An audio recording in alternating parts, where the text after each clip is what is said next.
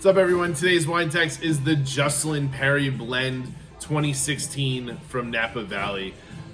Really cool wine, extremely small production from one of the best AVAs within Napa Valley. When we talk about mountain fruit in Napa, these are the most sought after AVAs, and this is 100% spring mountain fruit.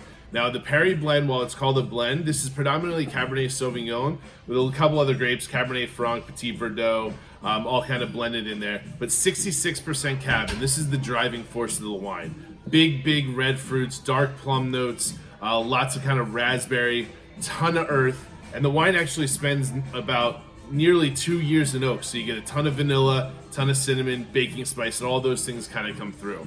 Now, this is actually a really collectible wine for the style, and as I read deeper into the winery, Robert Parker actually mentions how these guys were an up-and-coming winery back in the 2014 vintage, but now they've really settled in and been kind of on the forefront of making exceptional small production cult-like cabs within the region.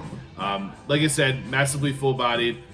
I would open this probably a good hour before drinking if you plan on drinking it soon, if you like that really full-bodied fruit forwardness. But this is easily a wine that you could lay down 10, 15 years and save for a special occasion. It'd probably get better over time. So buy a few bottles now to consume now, but also buy a few bottles for the future. Really good stuff, really fun production, really cool wine. Enjoy.